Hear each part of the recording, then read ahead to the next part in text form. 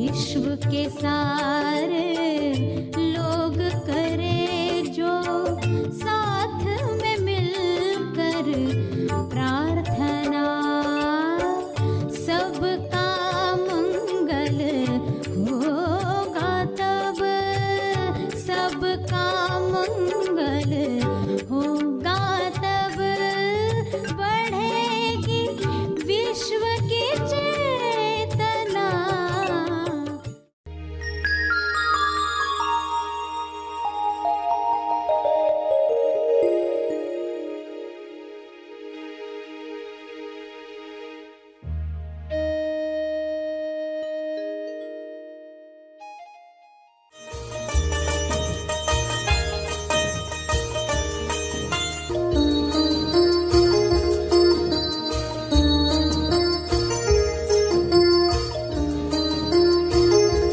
प्यारे खोजियों, जो प्रार्थना सभी का भला और तीव्र गति से तेज लाभ कर सकती है, वह है विश्व के सारे लीडर्स के लिए प्रार्थना करना।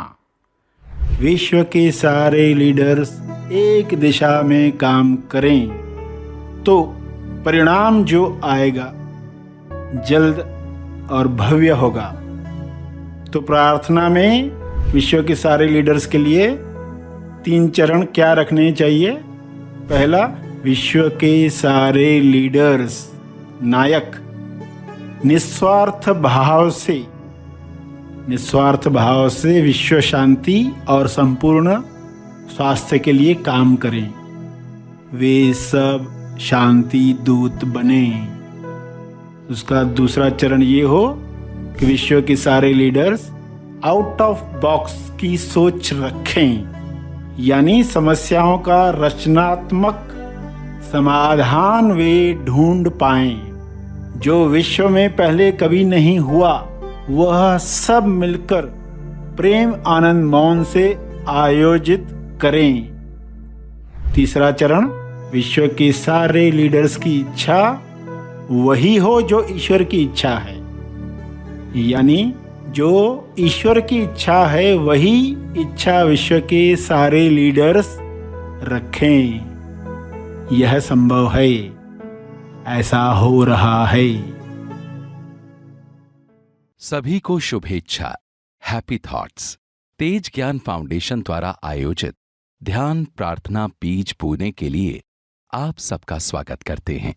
रोज हम सब मिलकर प्रार्थना करते हैं ताकि हम खुद भी स्वस्थ रह पाएं और जो बीमार हैं उन्हें भी हम अपनी प्रार्थना का बल पहुंचा पाएं। तो आइए ग्रहणशील रहते हैं और इस प्रार्थना का लाभ लेते हैं। सभी की आंखें बंद हैं।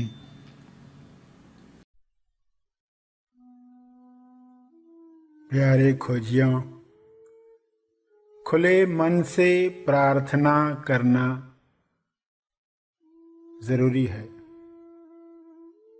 बंद मन अविश्वास में प्रार्थना का परिणाम रोकता है।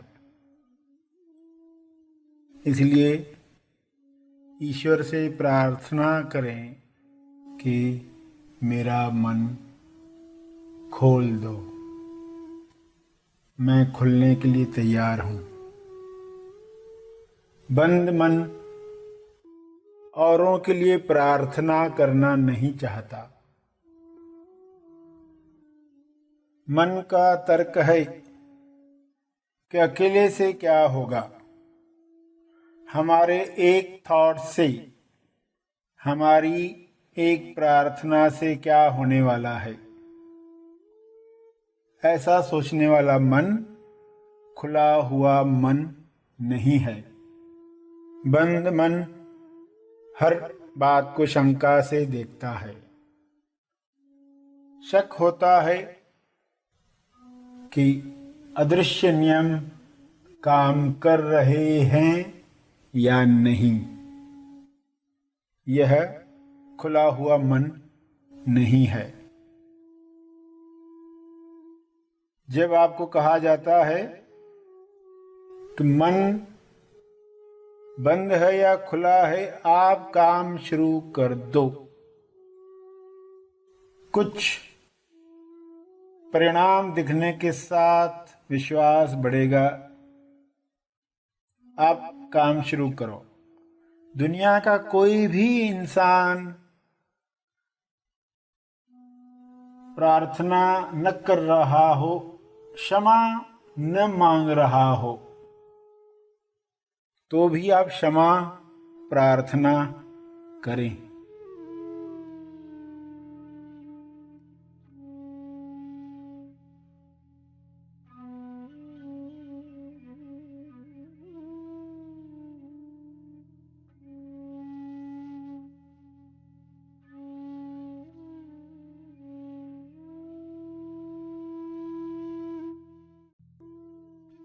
मेरे ध्यान क्षेत्र में ये सब आया है।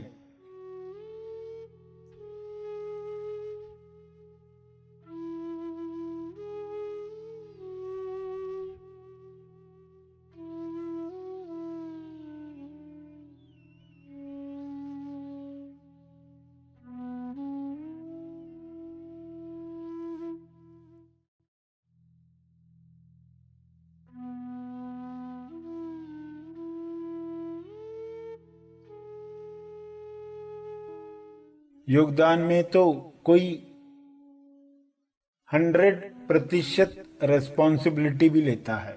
जैसी समझ आपकी होगी उतनी रिस्पॉन्सिबिलिटी ली जाएगी। तो आप औरों के लिए भी क्षमा मांगने को तैयार हो जाते हो जब आप अदृश्य नियमों को जानने पहचानने लगते हो, विश्वास रखने लगते हो। ये खुला हुआ मन है। इस खुले हुए मन पर सभी प्रार्थना करेंगे, क्षमा याचना करेंगे, सभी के मंगल के लिए प्रार्थना करेंगे।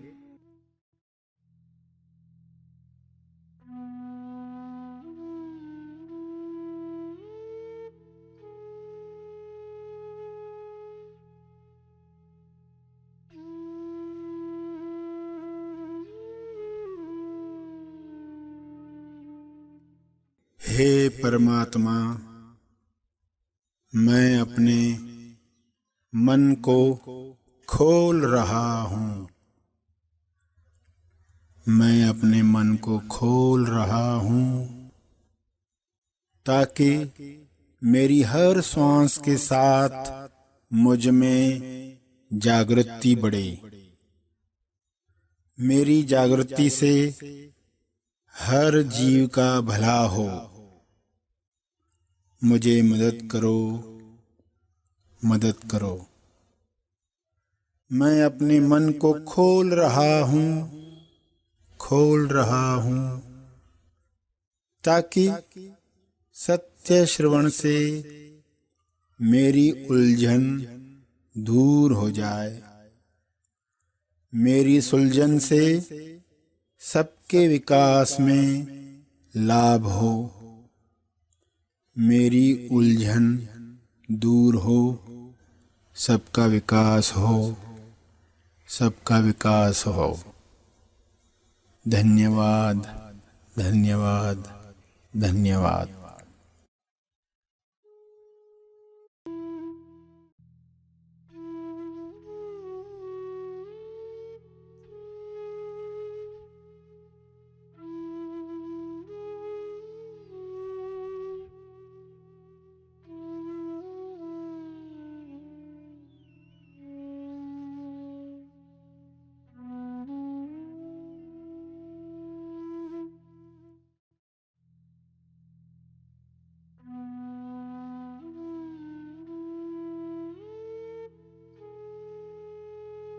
प्रार्थना के अंत में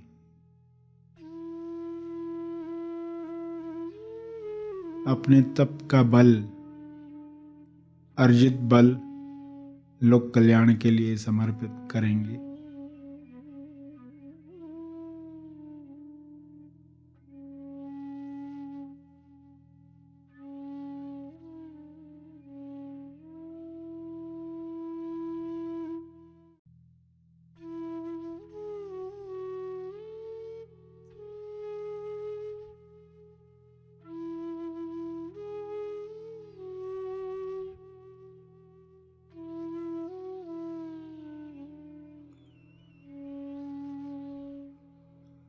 सभी धीरे धीरे आंखें खोलें।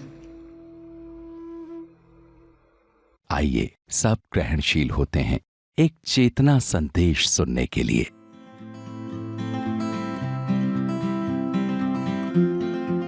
हर अभ्यास के साथ आध्यात्मिक शक्ति आपकी बढ़ रही है, यानी और सहज सहज होते जाएगा। आज जो चीज़ कठिन लगती है वो सहज हो जाएगी। तो नारद की कहानी के द्वारा, मीरा, कबीर, सभी की कहानियों के द्वारा यही इशारा किया गया। क्या इशारा किया गया है? कि अहंकार समर्पित होना चाहिए। एनालॉजी में कहें तो ईश्वर की मूर्ति है, ईश्वर है एक तरफ, सामने व्यक्ति है। गुरु जी क्या करेंगे? ज्ञान का साबुन लगाकर पहले उसका मैल साफ करेंगे, गर्दन से, कमर से, घुटनों से, ताकि वहां पर भक्ति का तेल लगाया जा सके।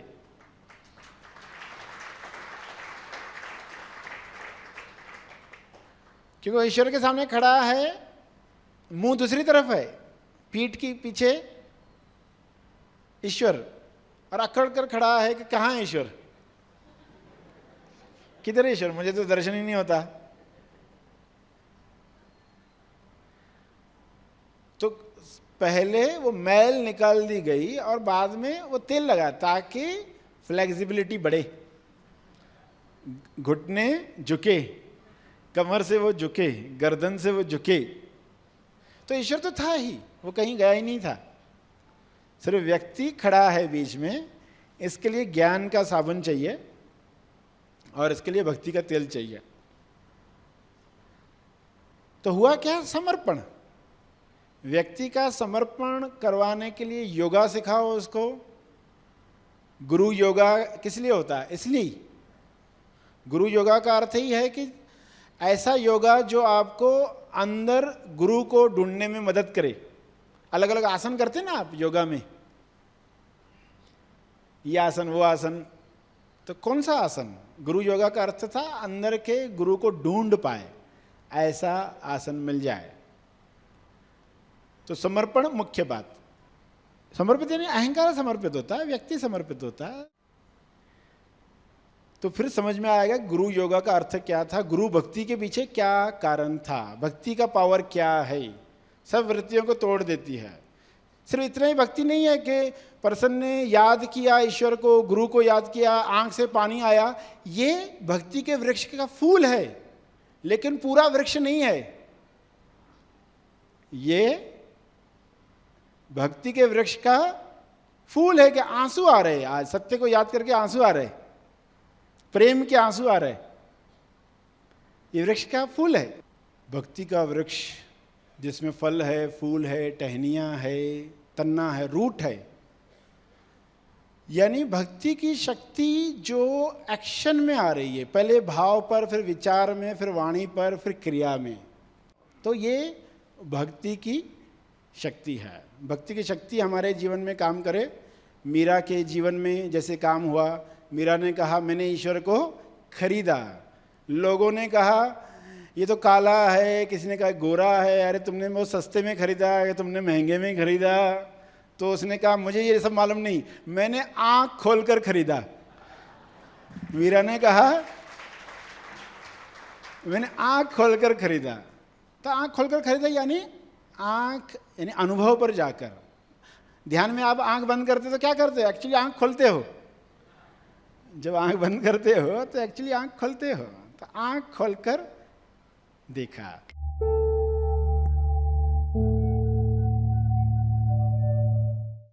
प्रार्थना और मार्गदर्शन का सभी ने लाभ लिया। आइए यहीं पर समाप्त करते हैं। कल फिर मिलेंगे, तब तक के लिए धन्यवाद। Happy thoughts.